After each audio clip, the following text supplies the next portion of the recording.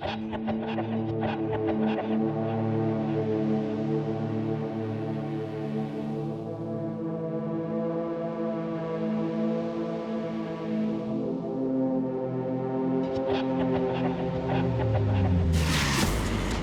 on Accident Investigator, a horrible pileup results in the death of a woman and her child. But the story becomes even more tragic when investigators reveal the true cause of the crash. These people were just in the wrong place at the wrong time. Then, an old woman is found dead on the side of the road after disappearing from a family party. Was this the result of a freak accident or something more sinister? One of the possibilities that we look at is if Mrs. Polinski was possibly down on her knees or even laying down when this vehicle struck her. And an accident investigator struggles to explain conflicting physical evidence at a crash site. Tommy.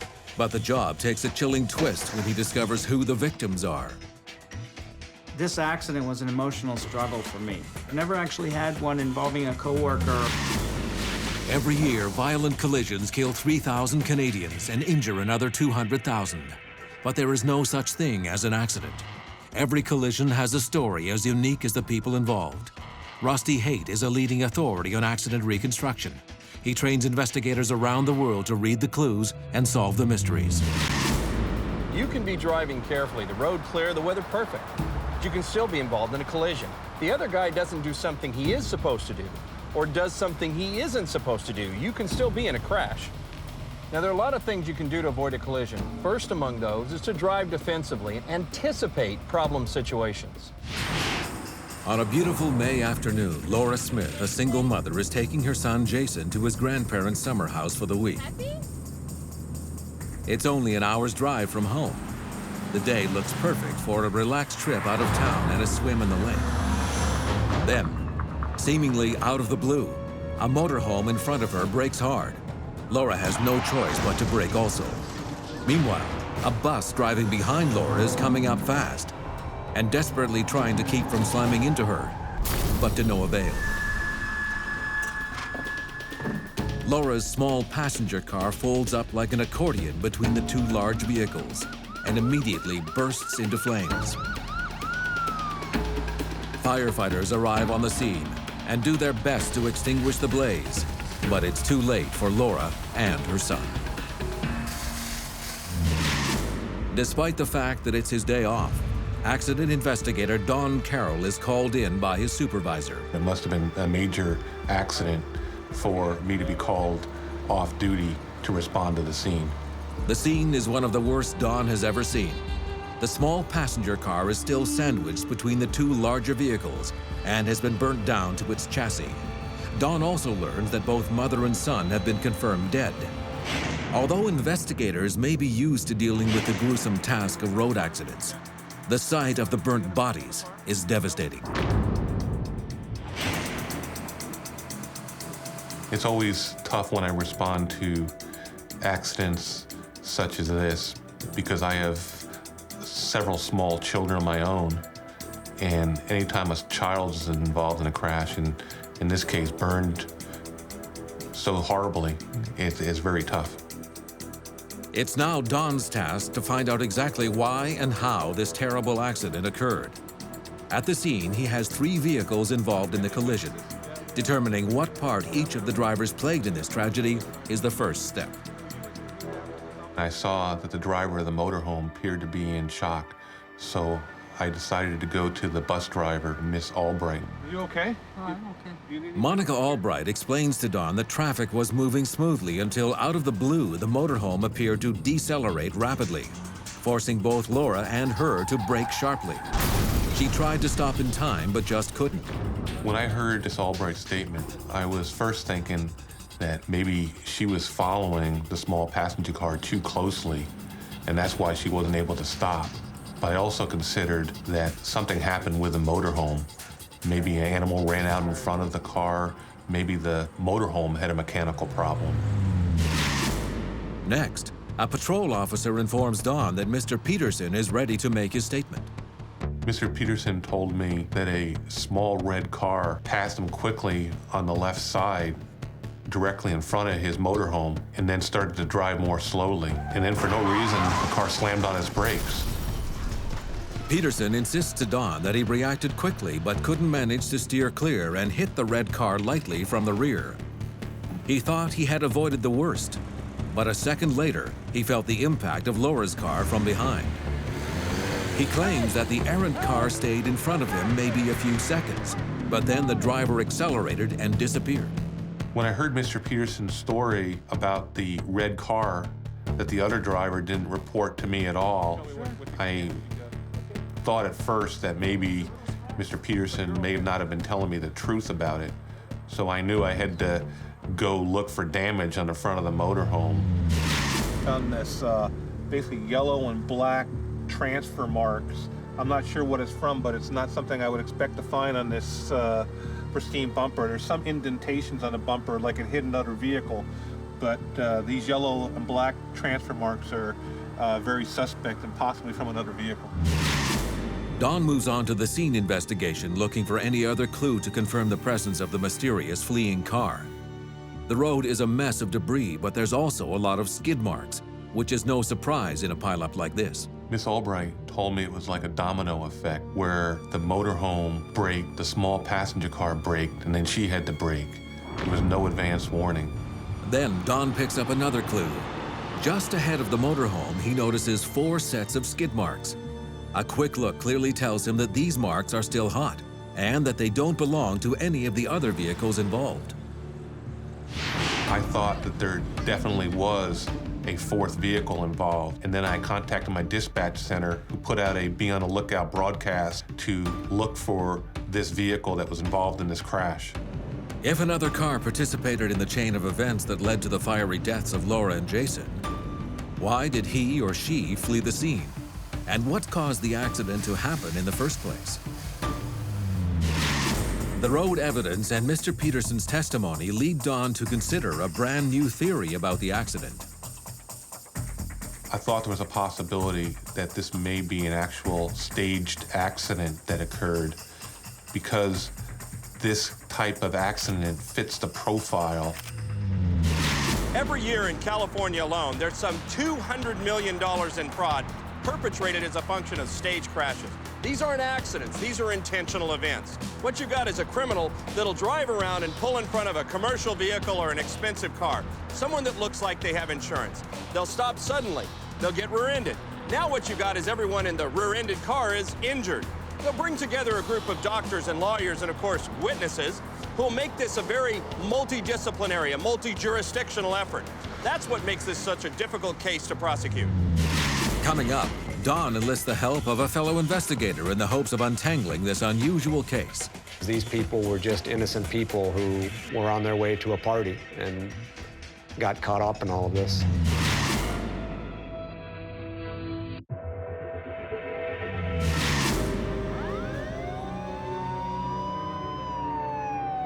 A terrible accident on a busy roadway has claimed the lives of Laura Smith and her 5-year-old son, Jason.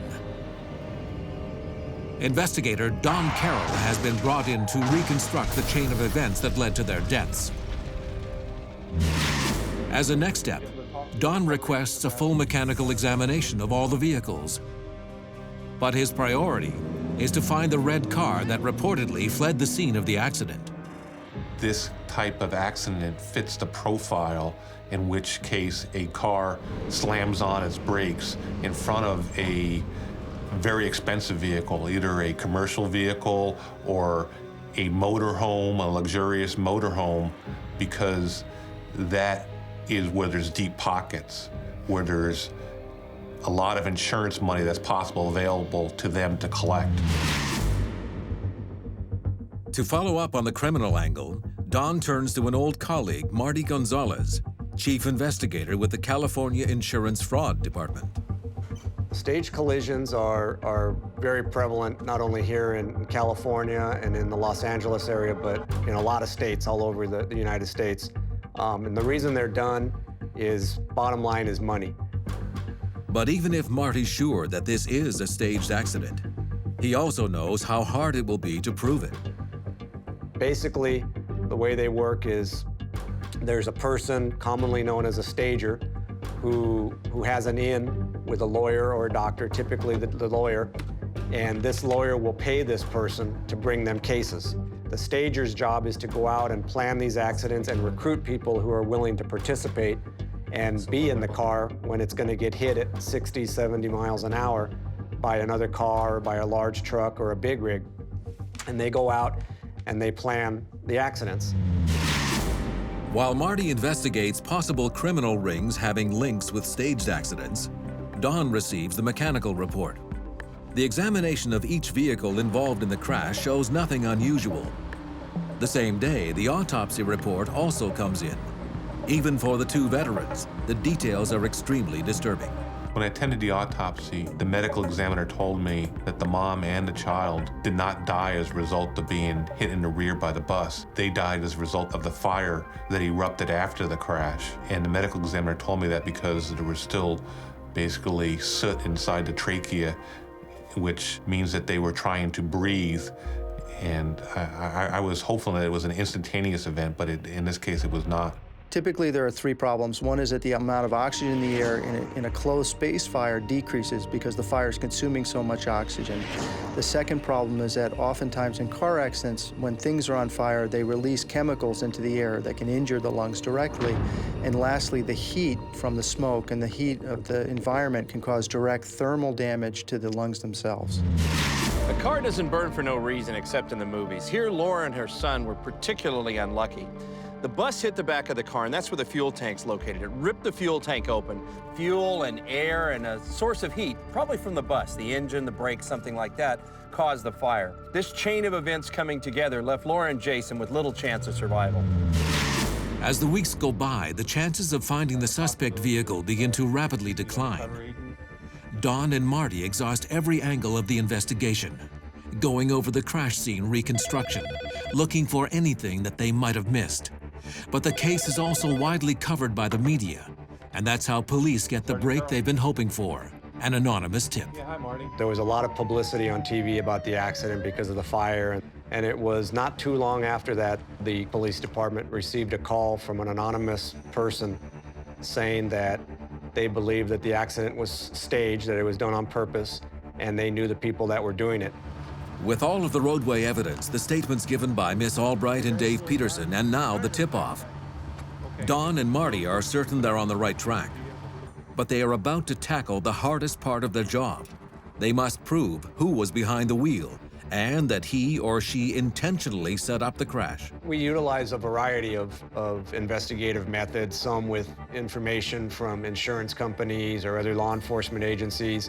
Sometimes we end up having the opportunity to do undercover investigations, and those are obviously very beneficial to us because we can be right there with the suspects and we're getting firsthand information, whether they're making admissions to the person thinking the undercover officer is a friend or a co-criminal, so to speak. It's some of the best kind of evidence we can get.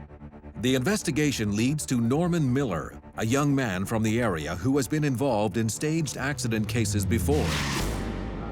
Over the course of the next few months, the undercover agent reports back with names, dates, and even a boastful admission from the suspect that he had messed up the accident that killed Laura and Jason.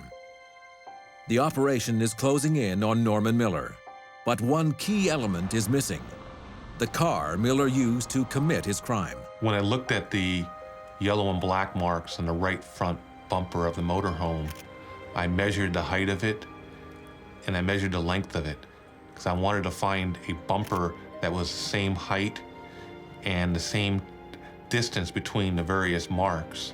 This information on the exact dimensions of the bumper becomes critical when the investigation finally leads authorities to the discovery of the suspect vehicle in a remote parking lot. The red car fits perfectly with Peterson's description. Feeling the heat, Norman Miller flees the state, but the police eventually track him down in Arizona. With all the pieces of the puzzle in place, Don Carroll can finally say exactly how this tragic chain of events unfolded. On a sunny afternoon, accident stager Norman Miller spots a motorhome, which he believes has all the makings of a lucrative accident. Moments later, he pulls in front of the motorhome and stops, causing the rear-end collision he hoped for. However, this also causes a collision with two vehicles behind the motorhome, resulting in the death of Laura Smith and her young son, Jason. After months of investigation, Officer Don Carroll accumulates the evidence necessary to bring Miller to trial. The case against Norman Miller is rock solid, and he ultimately acknowledges his role in the accident. He pleads guilty to manslaughter and is sentenced to 11 years in jail for the death of Laura and Jason Smith. Somebody that slammed on their brakes in front of another car to try to cause a crash is the lowest of the low. People just do really crazy and stupid things for the sake of a few dollars. Coming up, investigators work tirelessly to shed some light on the circumstances surrounding the death of a grandmother. You immediately make associations with people you know, so it got very close to the heart.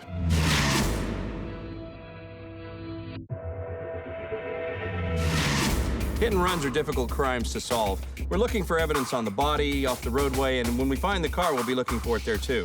Paint chips are a big clue. Stuff off the body and off the road are going to give us clues like DNA and microscopic evidence. You may want to run, you may not be able to hide. Once they find the car, we're going to be able to tie this vehicle to that wreck pretty much every time. It's Kevin Polinski's 5th birthday, and his entire family has gathered to celebrate at a local restaurant. But just as they're ready to bring out the birthday cake, Nadia, the grandmother, realizes that she has forgotten the candles. She excuses herself and hurries next door to buy a box at the convenience store.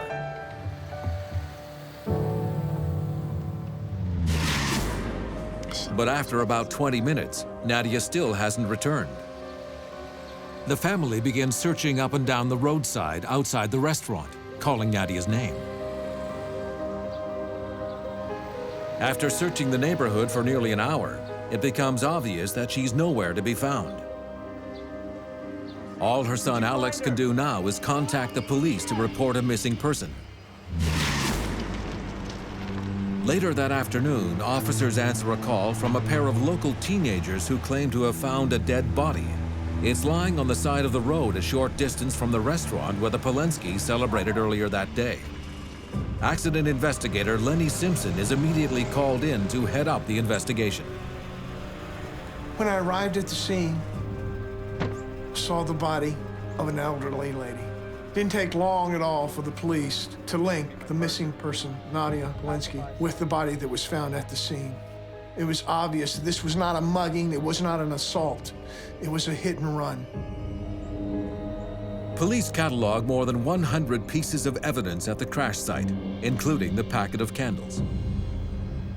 Her body was so deformed from injury, you immediately make associations with people you know and with family members you know. So it got very close to the heart.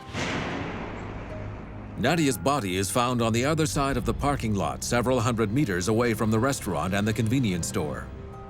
The family is devastated and can't explain why she would have crossed the road or wandered away. We don't know if she became confused, disoriented, or what occurred, but she did not go directly back to the restaurant.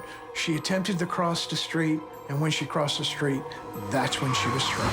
After speaking with the family in more detail, Lenny learns that Nadia Polinski suffered from a number of medical conditions, including severe hypertension. While talking to the family, I questioned them as to whether she had any health problems.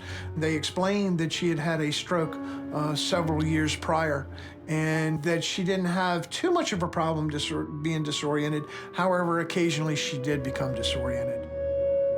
Especially the elderly suffer from transient ischemic events in their brain where they sort of have a stroke-like situation where they get disoriented and are not sure where they are, and maybe their speech slurs, and maybe that's what happened here. If in fact Nadia suffered a mini-stroke, this would explain why she wandered off, and it could completely change the circumstances of the crash. We look at all the information, we look at all the possibilities, and one of the possibilities that we look at is if Mrs. Polinski was possibly down on her knees or even laying down when this vehicle struck her. It would be very hard for a driver to hit a standing person and not realize it. But unknowingly running over a small body like Nadia's while she's lying down on the ground is a reasonable scenario. These two possibilities would have very different consequences for the driver. Me and my partner. Establishing Nadia's position at the moment of impact is crucial. The autopsy results and the evidence on the car that hit her could provide the physical evidence needed to answer many of these questions.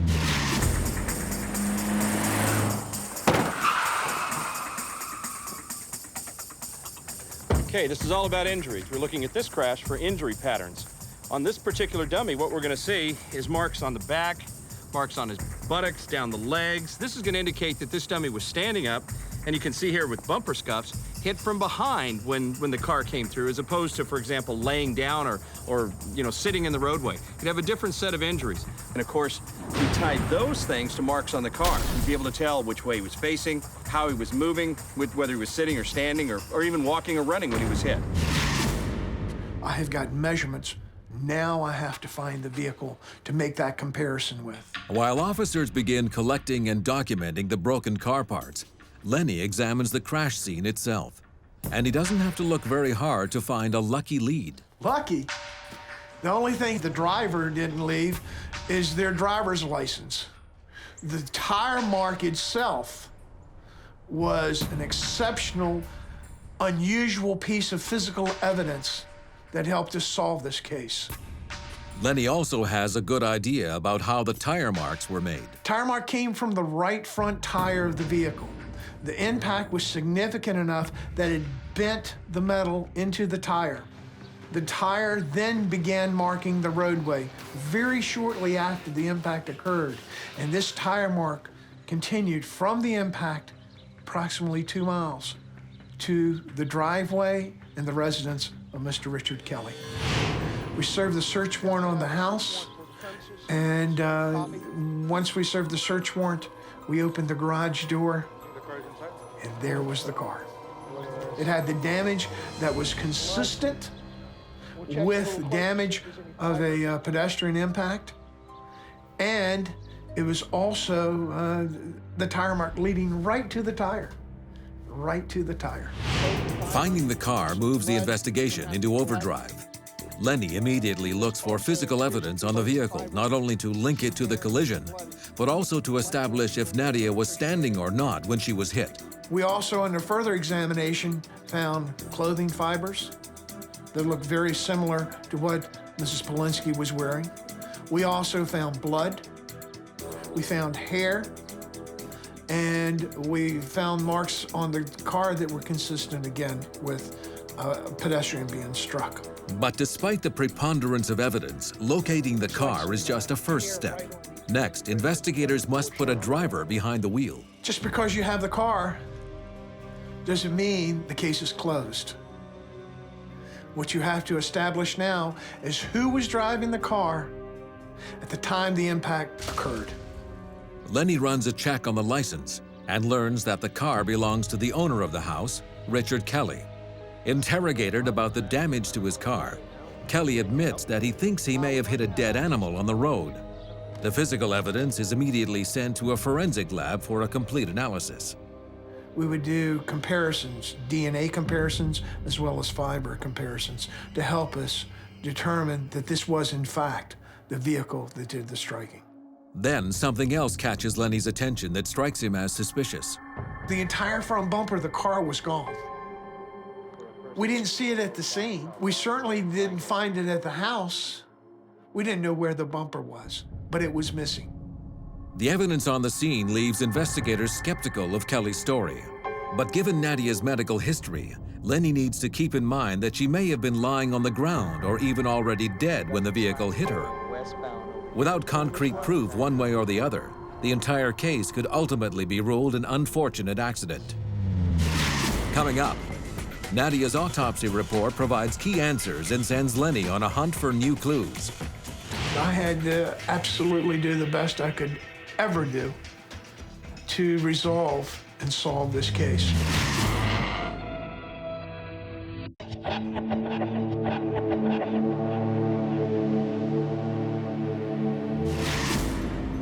A birthday celebration turns into a nightmare when the body of 70-year-old Nadia Polinski is discovered on the side of a road. Accident investigator Lenny Simpson believes he's found the car that hit the grandmother, but he still can't say if she was standing, laying down, or even dead when she was hit.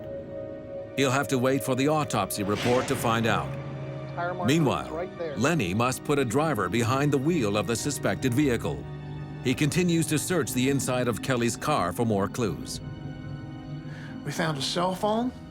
We also found a receipt from the restaurant. The restaurant receipt that we found inside the car on the console had the restaurant name, it had the date, and it had the time. The time that the credit card was used to pay for the meal. The credit card belongs to Richard Kelly. This is a very important clue. It places Kelly at a restaurant located only 6 kilometers from the scene just a short time before Nadia was hit. We went to the restaurant. We had a photograph of Kelly. I was able to talk with the waitress that actually waited on Mr. Kelly. She positively identified him as being the person that she had waited on, that he had had somewhere between 5 and 6 beers to drink in a short period of time. And what we were also able to establish is that he was there with a woman. This woman could have been the last person to see Kelly driving the car before the impact occurred. Following his instinct, Lenny wonders if maybe Kelly called the mysterious woman before they met at the restaurant. We subpoenaed the records for the cell phone, and we were able to establish who Mr. Kelly called, what time they called, and what date they called. The phone record check pays off. Before and after the time of the event, Kelly called the same number many times. This number belongs to Jane Thornton, Kelly's girlfriend. I expected Jane Thornton was the woman who had lunch with Richard Kelly. And to my surprise, I found out that was not the case at all.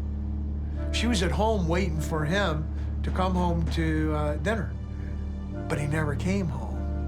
And when she found out that he was having dinner with another woman, needless to say, she became very upset. Jane Thornton is now eager to cooperate. She informs police that Kelly did call her that day and told her he may have accidentally hit an animal. This would seem to support the theory that Kelly didn't realize he'd hit Nadia in the first place. But then Jane goes on to reveal that Kelly pleaded with her to drive by the scene and retrieve any missing car parts. This strikes Lenny Simpson as extremely suspicious. The autopsy report now becomes critical. If the evidence shows that Nadia was standing at the time of impact, it will be enough to bring a hit-and-run charge against Richard Kelly. When you're down on the ground and you're run over, you have very different injuries than if you're standing up and you're struck by a car. The autopsy report clearly shows Nadia's position at the time of impact. The fractures to her legs were both above the knee, suggesting a standing position at the time she was hit. Her pelvis, ribs, and skull were fractured on the left side, consistent with a collision of this nature and speed. The injuries inflicted by this violent crash are all consistent with the damage on Kelly's vehicle and responsible for Nadia Polinski's untimely death. The autopsy report proved that she was upright, that she was not bent over, and that when she was struck, she was standing straight. It was a hit and run. It involved a death. The person who struck this woman did not stop. I knew this was going to be my career case. The next morning, they receive a tip from a concerned neighbor. We got a report from one of the neighbors that lives on the same street as Richard Kelly. And this neighbor explained that he had found a bumper. Biological matter, including hair and blood, will be sent to the lab for analysis, but Lenny has no doubt about the results. Kelly attempted to hide the bumper so that we could not have it as physical evidence. He was trying to prevent his arrest. After a week of investigative work, Detective Lenny Simpson can finally replay the events that led to Nadia Polinski's untimely death. On that fateful afternoon, Kelly heads back to work after having lunch and several beers at a nearby restaurant. As the elderly Nadia Polinski crosses the road, Kelly slams into her, sending her body flying through the air and landing on a pile of trash by the street corner.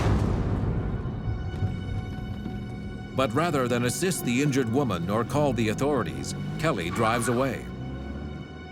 Several hours later, he returns to the scene, and rather than check on his victim, he hides evidence in an attempt to cover his tracks. The autopsy report shows that Nadia Polinski died as a result of several head and spinal cord injuries. Richard Kelly is finally found guilty of a hit-and-run accident resulting in a fatal injury. He was sentenced to 5 years in jail. It became an obsession, and that was probably because of the family. They had lost someone who was near and dear to them, and to die such a violent death was just not fair.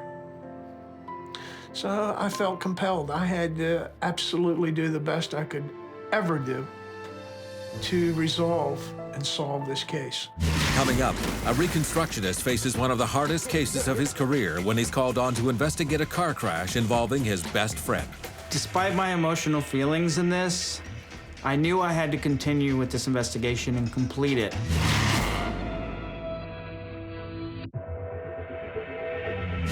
Accident investigators are used to dealing with bloody scenes, dead bodies all the time. But there's nothing like investigating the death of a fellow officer. It's like investigating the death of a family member. And there's no one that can do that job but the accident investigator himself.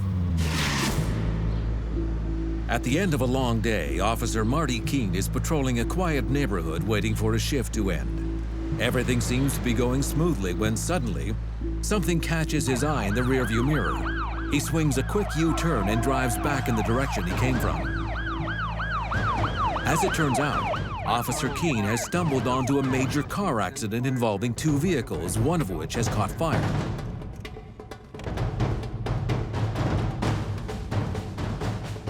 He can't wait for emergency personnel to arrive. The burning vehicle could explode at any minute, and he must get the driver out fast.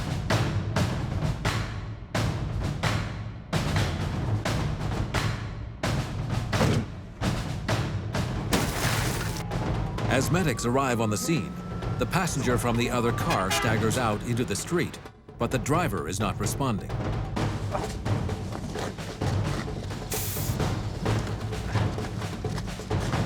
We got help here. Officer Keene is transported to the hospital along with the crash victims. However, for driver Fred Niedermeyer, it's too late. He's pronounced dead at the scene. Responding to the scene of a 2-car accident, my dispatcher advised me that my best friend Marty tried to save one of the drivers in the accident when the vehicle caught on fire, and he suffered smoke inhalation and had to be transported to the hospital himself. Marty Keene, he's my best friend. I've known him for about 8 years. He's the one that got me into doing the accident investigation. In fires, there are 2 things that happen. You obviously can have direct thermal injuries where your actual tissues are burned up. But what most people die of in fires is smoke inhalation. And there's sort of 2 things that are going on. One is that you can breathe in smoke, which depending on what's burning can have toxic chemicals in it. And the second thing that happens is fire's hot. And so what you can be breathing in is very, very hot air. And what that can do, and often how people die in, say, flash fires or very, very hot fires, is they take in one breathful of hot air and their larynx swells shut. So they can't get any more air in, and that's how they die. As he arrives at the scene, Officer Jones receives more alarming news about the crash. It turned out that the driver of one of the cars was another one of our police officers named Tommy Erickson. Despite my emotional feelings in this, I knew I had to continue with this investigation and complete it. With Marty in the hospital, there was no one left. We were the only 2 accident investigators. Officer Jones is immediately faced with several critical questions. Were drugs or alcohol involved? Could this event have been caused by a mechanical failure? Or was one of the drivers at fault? All of these answers will be hard to come by and could have major ramifications for the drivers and their families. I've responded to many accidents before, many serious accidents, but I've never actually had one involving a coworker or even my best friend at this point. The first thing Officer Jones notices is that both vehicles are in the same lane. Sheriff Erickson's car is sitting on the curb, while the other vehicle has come to rest in the middle of the lane facing in the wrong direction. When I looked at Tommy's car, it was up against the curb. The front end was smashed on it, and it looked like some fire damage to the front end. I looked over to my left, and I saw this small black car on the wrong side of the road in the lane it looked like Tommy was traveling in. And my first impression, it was a head-on collision. But as Officer Jones examines the stretch of roadway behind Sheriff Erickson's car, he observes some peculiar skid marks that are not consistent with a head-to-head crash. Normally in a situation like this, when it is a true head-on collision, the marks would just be straight. They wouldn't be on an angle like they were on. Then Robert notices something else unusual. While Tommy's car has left strange angled skid marks, he can't find any signs of braking from the other vehicle at all. This is very puzzling. Why on earth would Niedermeyer just plow straight into Erickson's car head-on? Tragically, Robert will never have the opportunity to ask his colleague Tommy Erickson about the crash. The sheriff is pronounced dead on arrival at the hospital. When the officer told me that Tommy had died, I was devastated, but I wasn't totally surprised. After the examination of the car, it was difficult for me to understand how anybody could have survived the impact that he suffered on the steering wheel. As Officer Jones crawls around the scene looking for physical evidence, he discovers tiny gouge marks in the roadway. Anytime there is a severe impact, you usually have gouge marks because the front end of a car will go down and will actually impact the surface, and it'll cause it to dig in and cause these gouge marks. And it generally tells you the direction the car was coming from or the direction the car was at the time of the impact. But the gouge marks that Robert sees here are not making sense. From what he can tell, the car that made these gouge marks could not possibly have been involved in a head-to-head crash. The undercarriage of this car had drug the asphalt in a way that was not consistent with a head-on collision. I thought this was very important to this investigation. The positions of the cars tell Robert that it was a head-on collision, but the minimal brake marks and the gouges in the road suggest otherwise. Robert hopes that the vehicle inspection will shed some light on this physical evidence and the possibility of mechanical failure. But for now, Robert has immediate concerns. He heads to the hospital to check on his partner and the one surviving victim. After a troubling day with many unanswered questions, he's finally given some good news. His partner, Officer Marty Keene, is still unconscious, but recovering from his injuries in intensive care. Expecting to find the one surviving passenger in critical condition, Officer Jones is amazed to see him sleeping peacefully. His name is Arthur Curtis, and his chart notes that he has only suffered one minor injury, a broken nose. I was a little surprised when I found out that Arthur had just had a broken nose. Seeing how both drivers had died in this collision, something just didn't seem right to me. The interview with Arthur Curtis provides more clues. I could smell alcohol on his breath. I asked him if Fred Niedermeyer had been drinking also. And Curtis told me that they had both come from a bar right down the street from where the accident happened.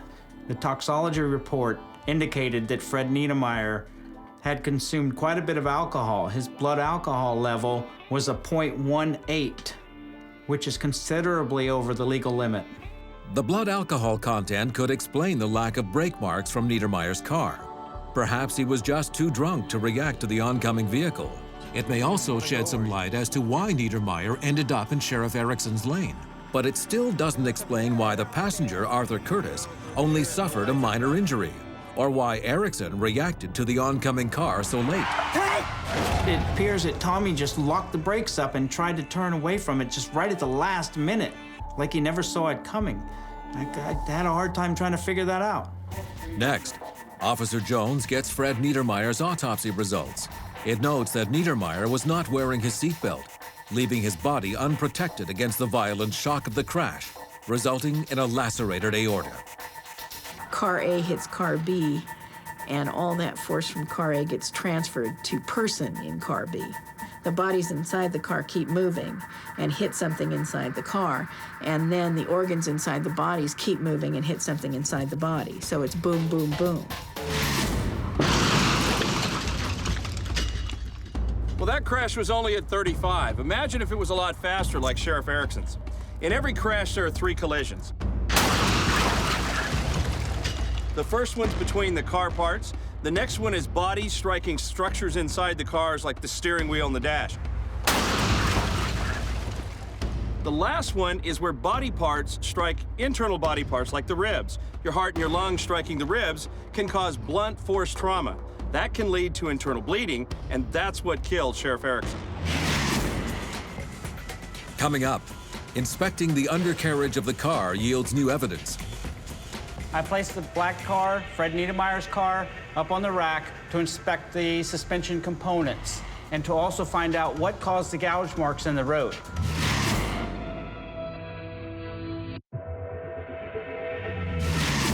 An off-duty sheriff is involved in a deadly car crash that kills him and another driver. The resting position of the car suggests that it was a head-on collision. But the rest of the physical evidence says otherwise, creating a real mystery for the investigator. As a first step, Officer Jones needs to run a complete mechanical check on the vehicles and document the damage from the crash. I'm driving over to the garage now to do the vehicle autopsies on the two vehicles involved in that crash. Right now, the best evidence I have are the 3 gouge marks in the road. I want to look underneath that vehicle and find out what caused those gouge marks. The brakes and operating systems check out okay, so mechanical failure is ruled out. But the question remains, why would 2 cars collide head-on with virtually no attempt to avoid each other? Officer Jones's next job is to painstakingly match the marks on the road with the cars and parts that caused them. This giant jigsaw puzzle should give him a fairly accurate sense of the crash dynamics. While inspecting the undercarriage of Fred Niedermeyer's car, he finds his first important piece of the puzzle. What I discovered is the marks right here in the suspension are what caused the gouge marks. There's actually pieces of asphalt still on the metal components underneath this car. When I looked at the gouge marks again and saw the angle they were coming on, I was able to determine that Fred Niedermeyer's car was actually coming on an angle and not directly head on. Right there. This is a major breakthrough in the case. With Niedermeyer's angled gouge marks and the offset skid marks from Erickson's car, Robert now has a clear idea of where the cars were at the time of the impact. It appeared to me that Fred Niedermeyer was actually making a left turn or making a long sweeping turn into a driveway access, and he turned right in the path of Tommy. That explains to me why Tommy never reacted to this crash. The force generated in a head-on collision would have been so violent that no one would likely have survived the crash. This left turn finding explains why the passenger in Niedermeyer's car wasn't more severely injured. The impact was absorbed primarily on the driver's side, leaving the passenger side mostly free of this deadly force. The evidence left by the skid marks indicate that Tommy actually swerved to the right just before the collision. This discovery puts Niedermeyer clearly at fault. But one mystery still remains. If it was a left-turn collision, how did Niedermeyer's car end up in the opposite lane facing Erickson, creating the illusion of a head-on crash? Tommy's car was actually 10 miles an hour faster and 1,000 pounds more than Fred's car. And that explains why Fred's car went so far backwards and wound up in the lane that Tommy was originally driving. It was this weight and speed disparity and the resulting backwards movement that made the crash look like a head-on collision. The pieces are all coming together for Officer Jones. This new theory explains the victim's injury patterns and the absence of roadway evidence, as neither driver had much time to react to the other's vehicle. With the final piece of the puzzle in place, Officer Jones can now replay the events that led to this unfortunate tragedy. Fred Niedermeyer and Arthur Curtis spend the afternoon drinking beers at a local bar. Wow, cut their heads off. Soon after leaving, Niedermeyer slows down to make a left turn but fails to check for oncoming traffic. The impact of the collision lifts Niedermeyer's car off the ground, pushes it backward, causing it to land in the center of the lane facing in the wrong direction. The pieces all fit together for Officer Robert Jones, but the solution only came after a lengthy and emotionally draining investigation. Thankfully, Marty Keene eventually makes a full recovery, but sadly, both officers' thoughts are with the relatives of Sheriff Erickson and Fred Niedermeyer. No criminal charges were filed in this case. This accident was an emotional struggle for me because a coworker was killed in the accident. A friend of mine was injured in the accident. Once I completed my investigation, I was relieved to find out that Tommy wasn't at fault in any way, shape, or form in this accident. This was a difficult case for Robert on a number of levels, professionally and emotionally.